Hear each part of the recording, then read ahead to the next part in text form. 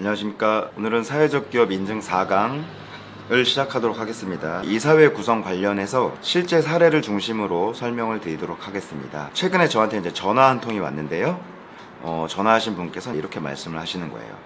저희 회사는 가족 회사다. 아버지가 대표로 계시고 아들인 본인이 이사로 있는 가족으로만 이사회가 구성된 회사라는 거죠. 가족 회사가 사회적 기업으로 인증을 받을 수 있냐 이렇게 질문을 저한테 주셨는데, 저는 인증을 받을 수도 있고 인증을 받을 수 없을 수도 있다, 이렇게 해서 말씀을 드렸습니다. 원칙적으로 대표자의 가족이나 친인척이 이사로 있는 경우는 인증이 불가능해요. 이사로 선임되어 있는 분의 가족이나 친척이 이사로 선임되어 있는 경우도 인증이 불가능하고, 또 우리 회사가 어떤 기업의 계열사이거나 자회사인 경우에도 모기업의 임원이 우리 회사에 임원으로 와 있는 경우에도 인증이 불가능하다고 보시면 됩니다. 다만 원칙이 있는가 하면 반드시 예외 조항이 있죠. 예외 조항이라고 하면 이 가족 구성원의 비율을 50% 이하로 줄이면 인증이 가능합니다. 50% 이하를 줄이는 방법에 대해서 구체적으로 좀 설명을 드릴게요. 사회적 기업 인증을 받는 과정에서 대표님들이 가장 어렵고 힘들어하시고 가장 큰 장애로 생각하시는 게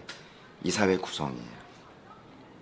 사회적 기업 인증 조건에는 이해관계자가 참여하는 의사결정 구조라는 것을 갖추고 있어야 되는데, 이 이해관계자가 참여하는 의사결정 구조라는 것이 이 이사회를 어떻게 구성하느냐에 따라서 인증을 받냐 못 받냐가 결정된다고 말씀드리겠습니다. 사회적 기업 인증을 받기 위해서는 이 이사회에 근로자 대표 1인과 사회이사 1인을 반드시 넣어야 돼요. 이 근로자 대표 1인과 사회이사 1인을 반드시 넣어야 된다라는 사항이 정관에 규정이 되어 있어야 돼요. 컨설팅을 이제 받으신다고 오시는 분들 보면 제가 정관을 먼저 보여주세요라고 말씀을 드려서 정관을 받아보면 조항이 없거든요. 가장 먼저 할 일은 근로자 대표 1인과 사회이사 1인을 이사회 구성원에 포함된다는 내용이 정관에 반드시 포함이 되어 있어야 된다고 설명을 드리고, 실제 그렇게 해야 됩니다. 그 중소기업 대표님들이 가장 많이 하시는 고민이 이사회 구성이라고 말씀을 드렸는데, 큰 기업들에 걱정할 이유가 없지만 작은 기업은 대표님들 혼자 이제 이사로 계신다든지 대표님의 가족, 자녀,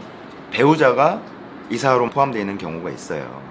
이런 분들께 사회적 기업 인증을 받기 위해서는 근로자 대표나 외부인이 포함되어야 된다라고 말씀을 드리면, 이분들이 하시는 말씀이 그거예요. 왜 근로자 대표를 우리 회사에 이사로 등재시켜야 되냐, 우리 회사 직원들 중에는 임원을 시킬 만한 사람이 없다, 이렇게 말씀하시는 분도 계세요. 사실 직원들 중에서도 임원을 해달라고 부탁을 해도 안 해주는 경우들이 많이 있어요. 신분이 이사로 변경이 됨에 따라서 책임져야 되는 부분이 생길 수도 있거든요. 이 부분에 대해서 걱정하시는 부분들이 있죠. 이 회사가 잘못됐을 때, 혹은 뭐 잘 됐을 때 나한테 오는 책임이 어떤 건지, 이런 부분이 생기기 때문에 대표님 입장에서는 근로자 대표를 임원으로 선임하는데 어려운 부분이 있습니다.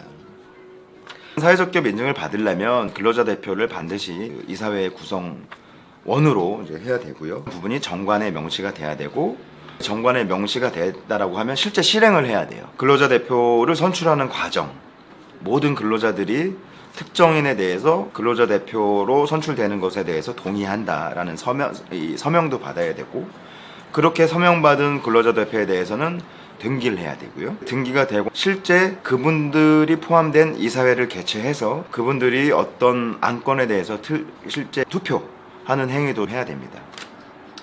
여기서 유의해야 되는 사항은 선후 관계가 명확해야 돼요. 정관이 변경되어야 되고, 그에 따라 근로자 대표가 선임되고 등기가 돼야 되고 이사회를 개최해야 되고, 정상적으로 진행을 못하는 경우가 있어요. 가령 먼저 등기를 해버려요. 특정인을 근로자 대표로 선임한다라고 해서 그냥 등기를 해버리고, 나중에 그분에 대해서 다른 근로자들한테 그분을 근로자 대표로 선출하는 동의를 과정을 거치는 경우가 있죠.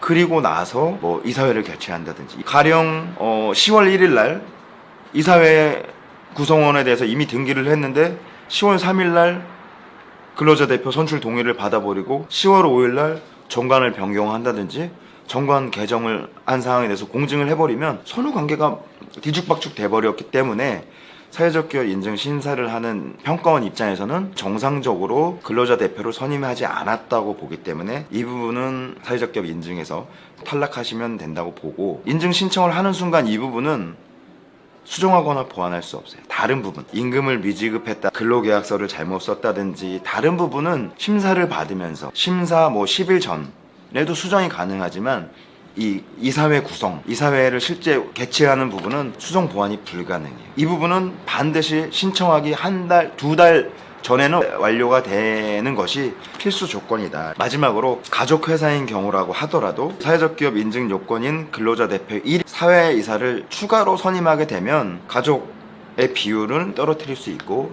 인증 조건도 마치고 가족회사가 되는 문제점에 대해서도 해소가 된다. 이런 부분을 해결 방법으로 말씀을 드리겠습니다. 사회적 기업 인증 실무에서 가장 중요한 부분이기 때문에 이사회를 구성하고 운영하는 방법에 대해서는 전문가에게 컨설팅을 받으시면 좀 더 수월하게 사회적 기업 인증을 받을 수 있다는 말씀을 드리면서 강의를 마치도록 하겠습니다. 감사합니다.